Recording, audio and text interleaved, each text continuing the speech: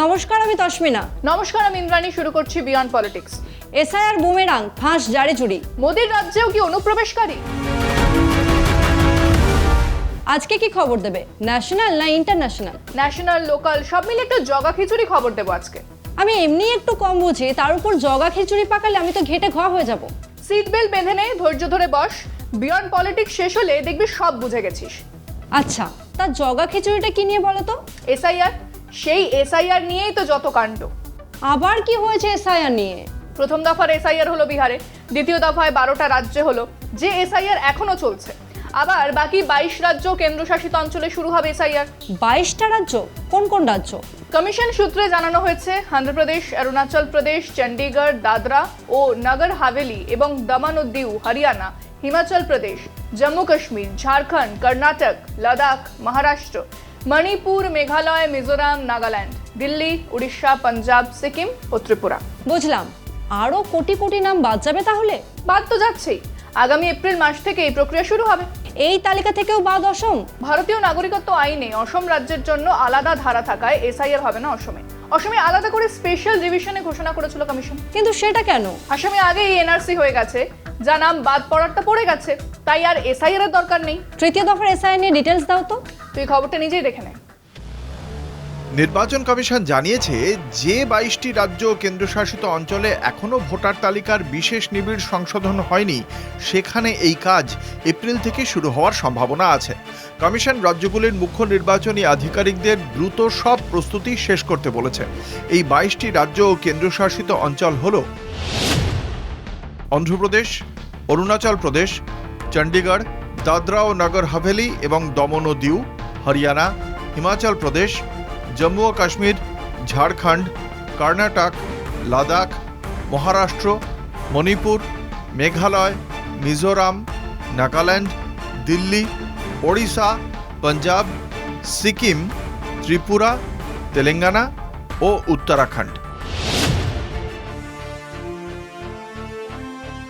প্রস্তুতির অংশ হিসেবে 2002 থেকে 2004 সালের পুরনো ভোটার তালিকার সঙ্গে বর্তমান তালিকার মিল খুঁজে বের করতে হবে। বুথ স্তরের আধিকারিকদের প্রশিক্ষণও দিতে হবে। শেষবার পূর্ণ এসআইআর হয়েছিল ওই সময়ই।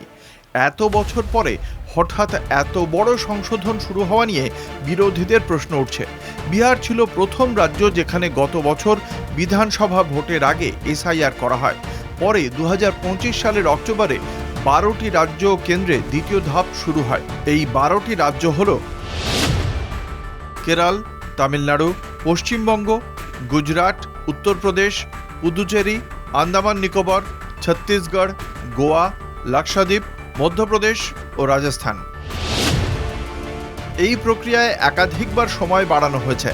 উত্তরপ্রদেশে সবচেয়ে বেশি সময় লেগেছে। অসমে এনআরসি সংক্রান্ত আইনি জটিলতার কারণে এসআইআর না করে আলাদা করে এসআর বা বিশেষ সংশোধন হয়েছে। তৃণমূল কংগ্রেস অভিযোগ করেছে, নথি সংক্রান্ত বিষয়ে সুপ্রিম কোর্টের নির্দেশের মূল বক্তব্যই মানা হচ্ছে না। বড় প্রশ্ন হলো, এসআইআর প্রক্রিয়া রাজনৈতিকভাবে পক্ষপাতদুষ্ট হলে তা ভোটারদের অধিকারকে ক্ষতিগ্রস্ত করবে। এপ্রিল থেকেই জনগণনা শুরু হওয়ার কথা। সেখানে প্রায় 30 লক্ষ শিক্ষক কাজ করবেন। আবার এসআইআরেও মূলত স্কুল শিক্ষকরাই বিএলও হিসেবে কাজ করেন। একই সময়ে দুই বড় কাজ চাপালে মাঠ পর্যায়ের কর্মীদের ওপর বাড়তি বোঝা পড়বে। এতে প্রক্রিয়ার মান ও নিরপেক্ষতা নিয়ে উদ্বেগ থেকেই যায়। বাংলায় লাগাতার হেনস্থা, বাকি রাজ্যগুলোর কি অবস্থা গো? ভালো প্রশ্ন করেছিস। আরেকটা প্রশ্ন হলো, বাংলাতেই কি শুধু অনুপ্রবেশকারী আছে? মানে কি বলতে চাইছো?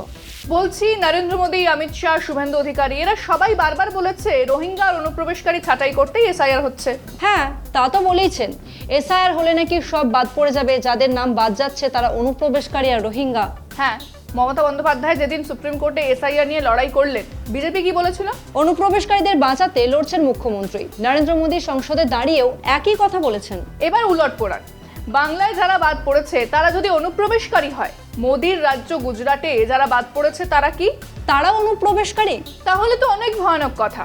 পশ্চিমবঙ্গে বাদ হওয়া ভোটার যদি বাংলাদেশি অনুপ্রবেশকারী হয়, তাহলে গুজরাটের অনুপ্রবেশকারীরা কারা? কারা? বুঝতে পারলাম না কি বলতে চাইছো। বলতে চাইছি, পশ্চিমবঙ্গ বাংলাদেশের সঙ্গে বর্ডার শেয়ার করে, তাই বাদ দেওয়া ভোটাররা বাংলাদেশি বা রোহিঙ্গা। কিন্তু গুজরাট তো বর্ডার শেয়ার করে পাকিস্তানের সঙ্গে, তাহলে কি বাদ দেওয়া ভোটাররা পাকিস্তানি, কিন্তু এখানে তো না হয় মমতা ব্যানার্জির সরকার বাংলাদেশিদের আশ্রয় দিয়েছে, কিন্তু গুজরাটে তো বিজেপির সরকার। 1998 সাল থেকে গুজরাটে বিজেপির সরকার, তাহলে এত বছর ধরে কি বিজেপি অনুপ্রবেশকারীদের আশ্রয় দিয়েছে? তাও আবার পাকিস্তানি, এ তো নিজেদের প্রচারেই ফেঁসে যাবে বিজেপি। বিজেপি বিরোধী রাজ্যে বাদ যাওয়া ভোটারেরা অনুপ্রবেশকারী, আর বিজেপির রাজ্যে সেই গল্প কেন খাটবে না? কি হলো বলো তো, গুজরাটে কতজন বাদ পড়েছে? শুধু গুজরাটে নয়, লাক্ষাদ্বীপ ও পুদুচেরিতেও নাম বাদ পড়েছে। তুই দেখ খবরটা। এসআইআর কোপে স্বয়ং প্রধানমন্ত্রীর রাজ্য। 1998 সাল থেকে গুজরাটে ক্ষমতায় বিজেপি, তাহলে সেখানে নাম যাদের বাদ যাচ্ছে তারাও কি অনুপ্রবেশকারী? নির্বাচন কমিশন জানিয়েছে, বিশেষ নিবিড় সংশোধনের পরে গুজরাতে প্রায় 68 লক্ষ ভোটারের নাম বাদ পড়েছে। এসআইআর শুরুর সময় গুজরাতে ভোটার ছিলেন 5,08,43,436 জন। শেষ তালিকায় তা নেমে এসেছে 4,40,30,725-এ। লাক্ষাদ্বীপে 206 জন এবং পুদুচেরিতে 77,367 জন ভোটারের নাম বাদ পড়েছে। আগামী 21শে ফেব্রুয়ারি আরও কয়েকটি রাজ্যে চূড়ান্ত তালিকা বেরোবে। 28শে ফেব্রুয়ারি পশ্চিমবঙ্গের তালিকা প্রকাশ হওয়ার কথা। এসআইআর নিয়ে দেশে জুড়ে প্রশ্ন উঠেছে। উত্তরপ্রদেশ থেকে তামিলনাড়ু পর্যন্ত লক্ষ লক্ষ ভোটারের নাম বাদ পড়ার অভিযোগ আছে। এই প্রক্রিয়া নতুন নয়, তেলেঙ্গানায় আগেও বড় আকারে নাম বাদ পড়েছিল। এখন ডিজিটাল ব্যবস্থা, আধার ভিত্তিক ডিডুপ্লিকেশন আর ইআরও নেট চালু হওয়ার পরে বাদ পড়ার হার আরও বেড়েছে। আইনে ভোটার তালিকা দেখভালের চূড়ান্ত দায়িত্ব নির্বাচনী নিবন্ধন আধিকারিক বা ইআরওর। আগে মানুষ নিজের এলাকায় তালিকা দেখে আপত্তি জানাতে পারত, কিন্তু শহরে কাজের জন্য মানুষের স্থানান্তর বেড়েছে। একাধিক জায়গায় নাম থাকা ভুল তালিকা, এই সমস্যার সমাধানে আধার ভোটার লিঙ্কের কথা ওঠে। তবে পুত্তাস্বামী মামলার রায়ে আধার বাধ্যতামূলক করা যায়নি, তাই এই পথে সমাধান অধরাই থেকে গেছে। বড় সমস্যা হলো এসআইআর কিভাবে চলছে তার অ্যালগোরিদম পরিষ্কার নয়। ইআরও নেট 2.0 নামের ডিজিটাল ব্যবস্থায় কেন্দ্রীয়ভাবেই যাচাই হচ্ছে। প্রি ফিল্ড নাম বাদ দেওয়ার ফর্ম নিচে নামিয়ে দেওয়া হচ্ছে। এতে স্থানীয় ইআরও ও নাগরিকের ভূমিকা কমছে। আগে যে প্রক্রিয়া ছিল বিকেন্দ্রীকৃত, এখন তা কেন্দ্রীভূত। এর ফলে ভুল, স্ক্যানিং সমস্যা, নামের মিল না পাওয়া, এইসব কারণে প্রকৃত ভোটারও বাদ পড়ছেন। কমিশন বলছে আপডেশন চলমান প্রক্রিয়া, কিন্তু বাস্তবে বাদ পড়া মানুষ ভোটাধিকার হারাচ্ছেন। এই পরিস্থিতিতে রাজনৈতিক লাভ কার? বিরোধীদের অভিযোগ, বিজেপি সরকারের আমলে এসআইআর ব্যবহার করে ভোটার তালিকা পরিষ্কার করার নামে ভোটার ছাঁটাই হচ্ছে। ভোটার তালিকায় গণতন্ত্রের ভিত্তি, তার অ্যালগোরিদম, পদ্ধতি ও নজরদারি প্রকাশ্যে আসা জরুরি। না হলে ডিজিটাল প্রযুক্তির আড়ালে একটা সাংবিধানিক প্রতিষ্ঠানই গণতন্ত্রকে ধ্বংস করার জন্য যথেষ্ট। নিজেদের ফেলা জালেই ফেঁসে গেল বিজেপি। বিজেপি শুধু একটা জালেই ফাঁসেনি। মানে আর কিসে ফেঁসেছে? বিজেপি বলেছিল এসআইআর নিয়ে শুধু মমতারই মাথা ব্যথা, আর কোনো মুখ্যমন্ত্রীর নেই। হ্যাঁ বলেছিল তো, কিন্তু তাতে কি হয়েছে? বিজেপির মুখ্যমন্ত্রী যোগী আদিত্যনাথ উত্তরপ্রদেশে প্রায় 4 কোটি নাম বাদ যাওয়ার পর খুব ভয় পেয়েছিলেন। হ্যাঁ, কি সব নির্দেশও তো দিয়েছিলেন। হ্যাঁ, যোগী রাজ্যে বিজেপির ভোটাররাই বিপুল অংশে বাদ পড়েছে। যোগী বুথ স্তরে সব কর্মীদের কাজ করতে বলেছেন, যাতে একজনের নামও বাদ না যায়। তাহলে মাথা ব্যথা শুধু মমতা বন্দ্যোপাধ্যায়ের হচ্ছে না। না, আর নরেন্দ্র মোদীর মিথ্যে ভাষণ সবাই ধরে ফেলেছে। বাংলায় বাদ হওয়া ভোটারেরা বাংলাদেশি, আর মমতা বাংলাদেশি অনুপ্রবেশকারীদের রক্ষা করার জন্য লড়াই করে থাকলে সেই যুক্তিতে নরেন্দ্র মোদীর রাজ্য বাদ পড়া ভোটারেরা পাকিস্তানি, আর তাদের আশ্রয় দিয়েছে বিজেপি সরকার। সত্যিই হাস্যকর, সেই কালিদাসের গল্পের মতো। হ্যাঁ, গাছের ডালে বসে সেই ডাল কাটার মতো অবস্থা। একটা খুব ভালো প্রবাদ আসছে মাথায়। কি প্রবাদ বলো তো? নিজে কাঁচের ঘরে থেকে অন্যের বাড়িতে ঢিল ছুটতে নেই। যা বলেছো, বাংলার মতো বাকি রাজ্যেও কি এসআইআর বুমেরাং হয়ে যাবে বিজেপির জন্য? তা সময় বলবে।